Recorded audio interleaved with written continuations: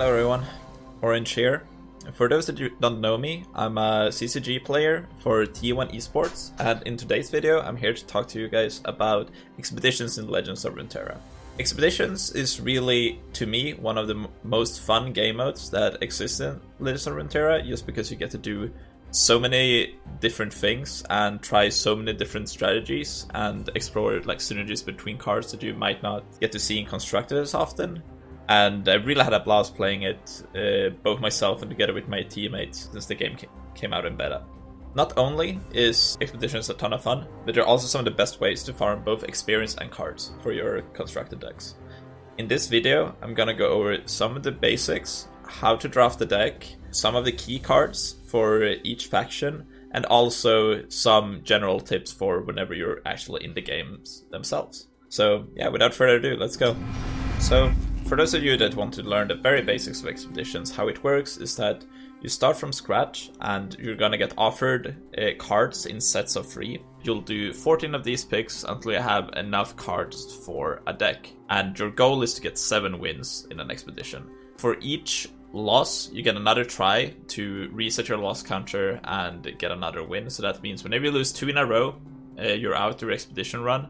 But if you continue winning up until the point where you get 7 wins, then you completed and gotten the highest score in the expedition. The first 2 picks in each expedition is going to be a champion pick, which means that you get to choose between one of 3 champions from different factions. These first few picks is going to determine kind of the direction that your draft is going to be taking. For example, here I've gotten offered Zed, and also with 2 pretty aggressive 1-drop minions to go with it. So if I were to pick Zed, maybe I would like to go for a more aggressive style of deck.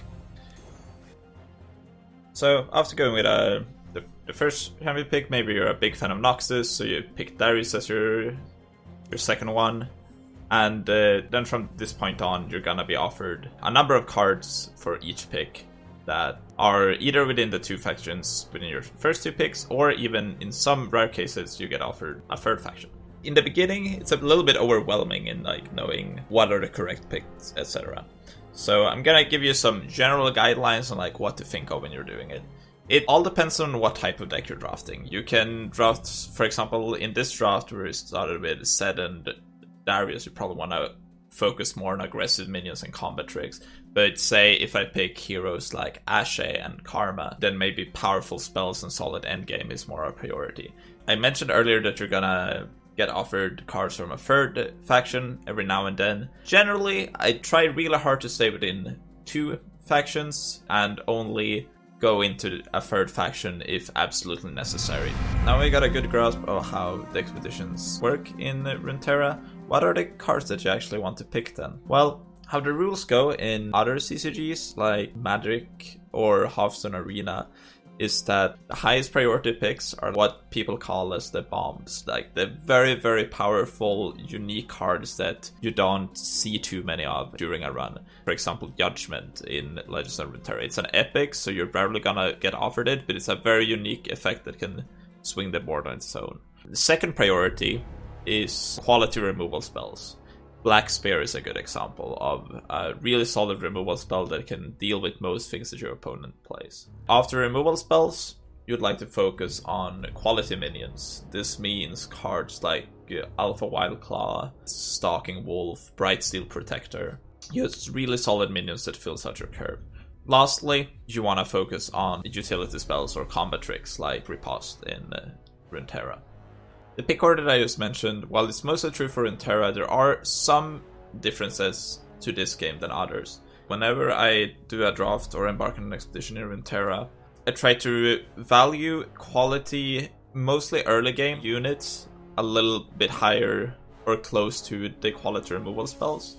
When you compare Runeterra's removal spells to other CCGs, you can quite quickly see how the removal spells are quite a bit worse if you compare, for example, Vengeance with Doomblade or Flamestrike from Magic, respectively Hearthstone.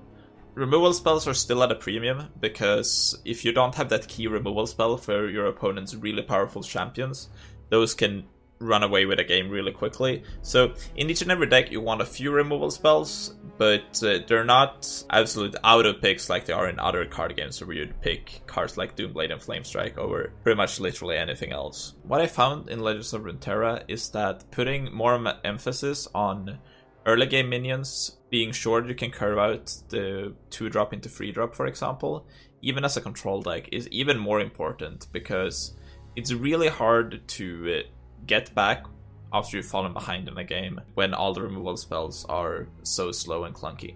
Another thing that is a little bit different in Expeditions compared to Constructed is what kind of cards you want to value.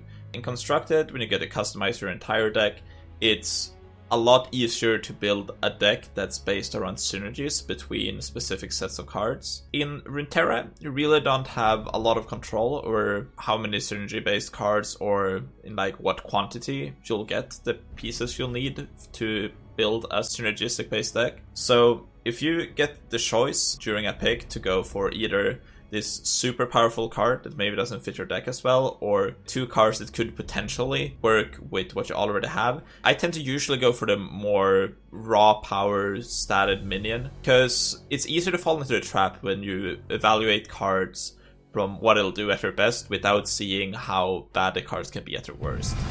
So let's take a look at each faction, their playstyle, and what type of cards you should look at when drafting them. So when it comes to Demacia, you have 3 champions that are somewhat aggressive in Lucien, Fiora, and Garen. They're all pretty straightforward, and then you have Lux, which is, my opinion, hasn't worked as well for me as the other 3. When drafting Demacia, I've had more success focusing on early game minions and combat tricks such as Prismatic Barrier and Riposte. I talked a little bit about how much you want to prioritize early game. For Demacia, this is even more important. So when looking at Demacia's cards, the cards I want to have multiples of in my deck are cards like Fleet Feather Tracker, Bright Steel Protector is a good one, and War Chefs is also an excellent card to have multiple copies of. When it comes to the later stages of the game, you have a few elusive minions like Silverwing Scout, and some really powerful 5-cost cards in both Swiftwing Lancer and Radiant Guardian. I'm a huge fan of them both. In general, when drafting Demacia as your main faction, just focus on your early game and combat tricks. Frejlord is by far my favorite faction. You got a pretty strong champion pick with Braum, Ashe, Anivia, and Tryndamere. Tryndamere is one of the most powerful cards you can play in the late stages of the game, and it's almost impossible to deal with. So if you just have a somewhat aggressive deck that can get all the way to 8 mana, Tryndamere can be probably the most powerful finisher there is in the game right now. When drafting Frejlord, you still want to focus on early game and early tempo, but make sure you can get to your late game finishers or champions. Some of my favorite early game minions are Omenhawk. We got Avarosan Sentry, that is great at replacing itself while being an early game drop. Stalking Wolf is also a card I'd happily have several copies of in my deck, and such as Iceville Archer. These cards are all solid statted and scale pretty well into the late game, so you definitely want multiples of each of those. In terms of spells, you have both Brittle Steel and Elixir of Iron that are great for early game initiative. You don't want too many copies of these though, since they scale really poorly into the late game. When you go a little bit higher in the curve, cards like Flash Freeze and Take Heart and Bloodsworn Pledge are all great combat tricks. You don't focus as much on combat tricks in Frejlord, since you have the freezes to pretty much dictate combat for you. When looking at the higher drops of the curve, Avarosan Halfguard is one of those bombs I was talking about earlier that are just like incredibly powerful and really hard to beat when your opponent plays it on 5. My personal favorite is Rhymetusk Shaman. Pretty much just locks down their best minion every single turn and requires a removal spell that aren't as common in Expeditions. So Rhymetusk Shaman I had a lot of success with. Probably the signature card for Frejlord in Expeditions would say is Alpha Wildclaw. Pretty much bigger than anything you find in Expeditions and can end a game really, really quickly. Ionia's heroes are a bit all over the place. You have one of the more aggressive heroes in Zed, but then also one of the slower heroes in Karma. What Ionia got going for it though is that it's the faction with by far the most elusive minions. You have powerful cards such as Navari Conspirator that works really well with Inspiring Mentor, Shadow Assassin, that is not only an elusive minion but also replaces itself by drawing a card right away. If you can back up all these elusive minions that are really hard to deal with, together with maybe combat tricks like Steel Tempest and Will of Ionia, you will have a really powerful deck. You also have some super powerful finishers in the Empyrean and Mina Swiftfoot, but most of these finishers are epic, so don't count on picking too many of them whenever you're drafting Ionia. Noxus is by far the most aggressive faction out of the 6. You have some really aggressive heroes in Draven, Katrina, and Darius. Your focus here is that you want to prioritize early game minions, 1-drops, 2-drops more than anything. There are some really good combat tricks as well that you can back up all your early game minions with. For example, Brothers Bond is very powerful and makes that your early game minions can trade up into their late game ones. On top of that, you have cards like Trifarian Glory Seeker. They can also just surprise them with challenging one of their bigger minions in combat while letting your smaller minions push through. With that, you're not really focusing too much on your late game. There are some solid ones, like Trifarian Shieldbreaker can get in for a lot of damage when your opponent doesn't expect it. But you also got like Intimidating Roar that are mostly used for like a one-time off effect to push for the final source of damage and try to end the game early. Good finishers for the class is Savage Reckoner, for example, that can pull one of their smaller minions and also overwhelm them for a bunch of damage. Our next faction is probably the weirdest one. The heroes are all over the place and they all kind of reward you for different playstyle. Personally, I've had success with just having this faction as one of my support factions and not really as my main one. There are some really cool decks you can build around Ezreal and Heimerdinger, but they all require a lot of build around, so maybe when drafting this faction rather, you want to focus more on synergy more than raw power. Whereas the other factions are very oriented on playing good minions and combat tricks. This is probably the faction with the best tools when it comes to removal and utility spells. When it comes to early game minions, you're kind of lacking. You have Academy Prodigy, which I'm glad I have a few copies of in my deck. What you really want to focus on is the spells though. You have some quality removal spells in Get Excited and Thermogenic Beam. These are the premium and better removal spells than you can find in most factions. Another card that is really excellent is Static Shot. This can lead to a lot of combat scenarios where your opponents try to put a lot of their minions at 1 health so that you survive until next combat, and Static Shot can finish them off while drawing a card. Really an amazing card. You have some powerful epics in Progress Day and True Shot Barrage that can really lock out late game scenarios. Especially True Shot Barrage can be a complete blowout in most cases where it's cost and not generally something your opponent plays around since it's an epic. Last but not least, we have the Shadow Isles.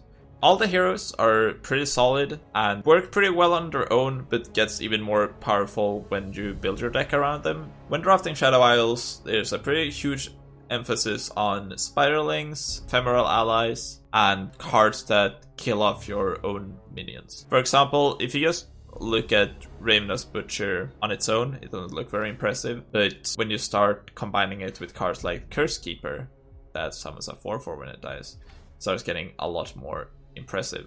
These are things that are harder to accomplish in expeditions, so I would recommend you to not be too focused on making all these cool combos work, but instead look at just good solid overall minions like Arachnoid Auror. You have one of the best removal spells in the game, Rarity in Black Spear. You also have a bunch of solid 2-drops in both Steered Spirits and Soul Shepherd. Once again, I can't put enough emphasis on how important it is that you fill out your early game. So even though the cards don't seem to work amazing in your deck, just pick them up because playing something in the early game is very important. When you get to the later stages on the curve, you have Wraithcaller, which is an absolute excellent minion. You also got Vengeance at 7, while being quite expensive, Still, just having a card text of killing a unit is really powerful, and I would like to have like 1 or 2 copies in almost all of my decks when drafting Shadow Isles. As you progress further into your expedition run, you'll notice that after playing games, you either get these champion picks or you'll get access to the trade picks. These are the game trying to help you improve your deck a little bit from match to match. When drafting, I wouldn't be too reliant on trying to make your deck a lot better with these. For example, I wouldn't pick bad cards in the hope that you can trade them away. But something that you should always keep in mind is what type of card would make my deck a lot better. As you can see here on screen, I drafted an aggressive Ionia and Noxus deck, but I have a very high unit to spell ratio. So when I'm looking at picking extra cards, I would be looking a little bit extra at maybe picking up a removal spell or some good spells that could support my minions. Whenever you have a trade pick, also try to keep in mind that you don't always have to trade. One of the last things I want to talk about is that I've talked a lot about how to draft your deck and like what's important whenever you're drafting. A common mistake I see people do, that they don't seem to think too much about what cards your opponents have. This can be very tricky in the beginning of knowing like all the cards in Runeterra. But trust me, with experience, you'll get the hang of what the most common combat tricks are and when your opponent has to know how to play around them. Say for example you were playing against Demacia. I had no idea about the card back-to-back existing when I was completely new. But it didn't take me long to make like a mental note or write it down. I would say that while knowing what minions are good or what units are good is important, of course, I would say that knowing what spells your opponents represent at any given point is even more important. In terms of gameplay, it's hard to talk about specific things because all games are so different. But if you want more of this sort of content, or if you want an example of me trying to play through expedition runs, or ask me questions, either do that in the comments or comment to my Twitch stream, twitch.tv/orange_hs. Thank you guys for watching the video. Be sure to subscribe to T1 here on YouTube, and I'll see you for another video sometime soon. Until then, bye.